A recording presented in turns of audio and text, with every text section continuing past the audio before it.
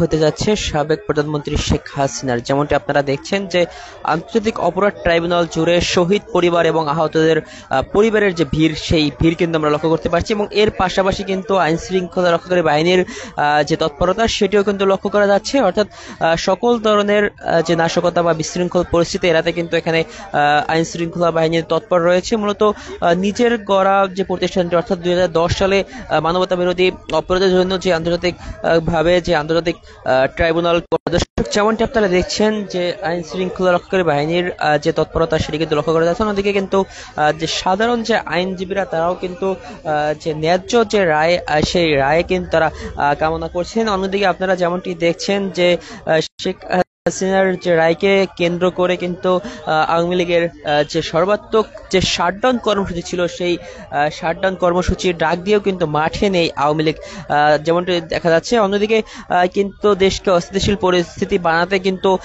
বিভিন্নভাবে তারা কিন্তু পায়তারা করছে। অর্থাৎ বিভিন্ন জায়গায় তারা কিন্তু ককটেল বিস্ফোরণ এবং সেই সাথে যে বাসে অগ্নিকাণ্ডের যে ঘটনা, অর্থাৎ আগুন লাগিয়ে দেওয়ার যে ঘটনাটা, সেটি কিন্তু তারা ঘটানোর চেষ্টা করছে। যদিও আইন শৃঙ্খলা রক্ষাকারী বাহিনী সর্বদা তৎপর রয়েছে, তারপরেও কিন্তু বিভিন্ন জায়গা থেকে আইনের ফাঁকফোকর দিয়ে তারা কিন্তু এই ধরনের যে কর্মকাণ্ড সেগুলো কিন্তু করে যাচ্ছেন। দর্শক, যেমনটি আপনারা দেখছেন যে আন্তর্জাতিক অপরাধ ট্রাইব্যুনালের সামনে কিন্তু জুলাই শহীদ পরিবার এবং যে আহত পরিবার তারা কিন্তু এখানে অবস্থান করছেন। ইতিমধ্যে কিন্তু যে শহীদ মুগ্ধের ভাই মীর স্নিগ্ধ কিন্তু ইতিমধ্যে প্রবেশ করেছেন এবং সাদিক কায়েম বিপি ফরহাদ, সাদিক কায়েম ফরহাদ এবং যে বিপি প্রার্থী আবিদ তিনিও কিন্তু প্রবেশ করেছেন।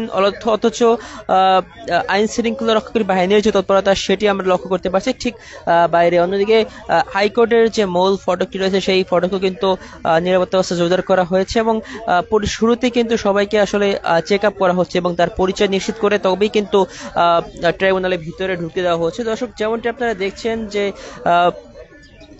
আন্তর্জাতিকভাবে এই যে রায়কে কেন্দ্র করে কিন্তু আন্তর্জাতিক মহলের যে দৃষ্টি সেটিও কিন্তু রয়েছে এখানে, যেমনটি সারা বাংলাদেশের মানুষের দৃষ্টি রয়েছে। অর্থাৎ কি হতে যাচ্ছে শেখ হাসিনার ভাগ্যে, এই অপেক্ষায় কিন্তু পুরো জাতি রয়েছেন।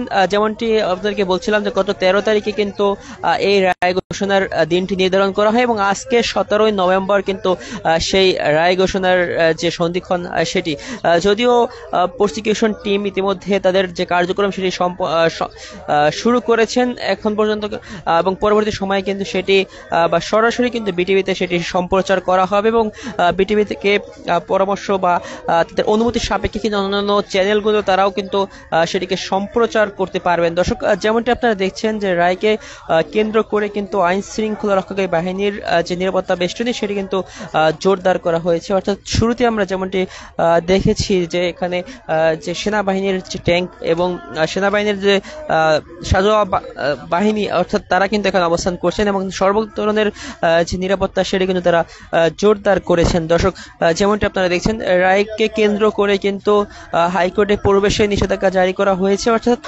পরিচয় নিশ্চিত করার পরই কিন্তু হাইকোর্টে প্রবেশ করতে দিচ্ছে। এছাড়া কিন্তু সর্বসাধারণের জন্য এই মুহূর্তে হাইকোর্টে প্রবেশে নিষেধাজ্ঞা জারি করা হয়েছে। দর্শক, আজকে রায়কে কেন্দ্র করে কিন্তু কোনো ধরনের নাশকতা না ঘটে, এ কারণে কিন্তু আইন শৃঙ্খলা রক্ষাকারী বাহিনীর যে তৎপর অবস্থান সেটি আমরা লক্ষ্য করতে পারছি এবং সেই সাথে কিন্তু গতকাল সুপ্রিম কোর্ট থেকে একটি চিঠির মাধ্যমে সেনা দপ্তরে থেকে কিন্তু সেনাবাহিনী প্রেরণের জন্য কিন্তু আবেদন করা হয়েছিল এবং আপনারা দেখতে পাচ্ছেন যে সকাল থেকে তারা এখানে কিন্তু নিশ্চিদ্রভাবে অবস্থান করছে। অর্থাৎ নিশ্চিদ্র নিরাপত্তা সেটি কিন্তু তারা জোরদার করেছে, যেমনটি আপনারা এই মুহূর্তে দেখতেই পাচ্ছেন।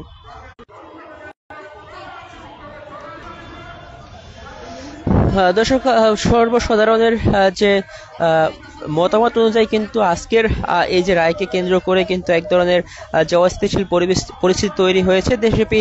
অর্থাৎ বিভিন্ন জায়গায় কিন্তু কার্যক্রম নিষিদ্ধ সংগঠন আওয়ামী লীগের যে নেতাকর্মীরা এবং যে নিষিদ্ধ সংগঠন ছাত্রলীগের নেতাকর্মীরা কিন্তু বিভিন্ন জায়গায় অগ্নিসংযোগ এবং সেই সাথে ককটেল বিস্ফোরণের যে ঘটনা তারা ঘটিয়েছে এবং এই কারণে কিন্তু সারা বাংলাদেশের মানুষ একটু আতঙ্কের হয়। যদিও প্রতিদিনের মতোই কিন্তু যানবাহন চলাচল স্বাভাবিক রয়েছে। অর্থাৎ যেমনটি আমরা সকালে দেখেছিলাম যে সকাল থেকে কিন্তু সকল ধরনের যানবাহন সেটি স্বাভাবিক অবস্থায় রয়েছে এবং রাজধানীর যে চিরচেনা যানজট সেটিও কিন্তু রয়েছে।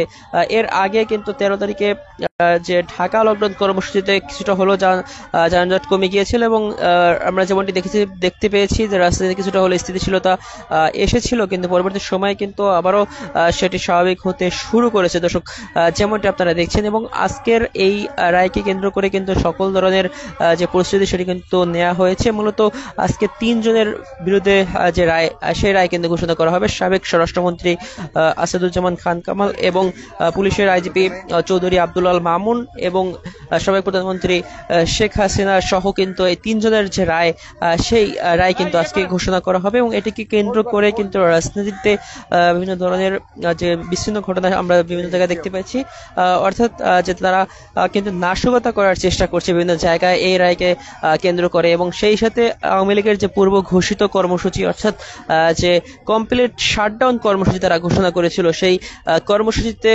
ডাক দিয়েও কিন্তু মাঠে নেই আওয়ামী লীগ, যদিও বিচ্ছিন্নভাবে কিছু কিছু ঘটনা ঘটেছে যেখানে আমরা দেখতে পেয়েছি যে ককটেল বিস্ফোরণ এবং যে বাসে অগ্নিকাণ্ডের যে ঘটনাটি তারা ঘটিয়েছিল। এছাড়া কিন্তু সবকিছু স্বাভাবিক রয়েছে, যেমনটি আপনারা দেখছেন যে আইন শৃঙ্খলা রক্ষাকারী বাহিনীর যে তৎপরতা এবং তাদের যে নিরাপত্তা ব্যবস্থা জোরদার সেটি কিন্তু করা হয়েছে এবং এখনও কিন্তু সেই রায় ঘোষণার যে সন্ধিক্ষণ সেটি শুরু হয়, যদিও বেলা 11টার দিকে এই রায় ঘোষণার সময়টি থাকলেও কিন্তু এখন পর্যন্ত সেটি আনুষ্ঠানিকভাবে শুরু হয়নি, যেমনটি আমরা দেখতে পেয়েছি। দর্শক, আন্তর্জাতিক অপরাধ ট্রাইব্যুনালের সামনের পরিস্থিতি আপনারা দেখতেই পাচ্ছেন যে এই মুহূর্তে পুরো দেশ তাকিয়ে আছে আন্তর্জাতিক অপরাধ ট্রাইব্যুনালের সামনে। অর্থাৎ আজকে কিন্তু রায়টি সরাসরি সম্প্রচার করা হবে বিভিন্ন টেলিভিশনে এবং রাজধানীর বিভিন্ন গুরুত্বপূর্ণ পয়েন্টে কিন্তু সেটি এলইডি স্ক্রিনের মাধ্যমে দেখানো হচ্ছে। অর্থাৎ রায়টি কিন্তু সরাসরি দেখানো হচ্ছে বিভিন্ন জায়গায়। অর্থাৎ জুলাই অভ্যুত্থানের যে মামলায় অর্থাৎ মানবতা বিরোধী মামলায় এটাই কিন্তু প্রথম রায় এবং সেটিকে কেন্দ্র করে কিন্তু আসলে এক ধরনের যে অস্থিতিশীল পরিস্থিতি সেটি কিন্তু তৈরি হয়েছে। এর আগে 2010 সালে কিন্তু আন্তর্জাতিক অপরাধ ট্রাইব্যুনালটি শুরু হয়েছিল, অর্থাৎ প্রতিষ্ঠা করা হয়েছিল। এর পরে কিন্তু আসলে 57 জনের যে মানবতা বিরোধী অপরাধের যে মামলা সেটি কিন্তু এখানে নিষ্পত্তি করা হয়েছে। এর মধ্যে কিন্তু 6 জনকে মৃত্যুদণ্ড দেওয়া হয়েছিল এবং আজকে যে পরবর্তী মামলা সেটি কিন্তু ঘোষিত হতে যাচ্ছে। অর্থাৎ এর রায় ঘোষণার মাধ্যমে কিন্তু 58তম যে মামলা সেটি কিন্তু হবে এবং এই রায়কে কেন্দ্র করে কিন্তু 54 জন সাক্ষী দিয়েছেন এবং অন্যান্য যার মধ্যে সাংবাদিক এবং যে আইন শৃঙ্খলা রক্ষাকারী বাহিনী, এছাড়াও কিন্তু জুলাই শহীদ পরিবার এবং আহত পরিবাররা রয়েছে। দর্শক, যেমনটি আপনারা দেখছেন যে এই রায়কে কেন্দ্র করে আন্তর্জাতিক অঙ্গনেও কিন্তু বেশ সাড়া ফেলেছে, তারাও কিন্তু অপেক্ষা করছেন যে কি হতে যাচ্ছে আজকে বাংলাদেশে। অর্থাৎ এই রায় কিন্তু দেশে যেরকম গুরুত্বপূর্ণ ভূমিকা রাখছে তেমনি বহির্বিশ্ব কিন্তু এটিকে সাড়া ফেলেছে দর্শক, তেমনটি কিন্তু আপনারা এই মুহূর্তে দেখতে পাচ্ছেন। দর্শক, যেমনটি আপনারা দেখছেন যে র্যাব এবং পুলিশ সহ কিন্তু সেনাবাহিনীর যে অবস্থান সেই অবস্থান কিন্তু এখানে রয়েছে। তারা কিন্তু সার্বিকভাবে যে নিরাপত্তা বেষ্টনী তারা করে রেখেছেন।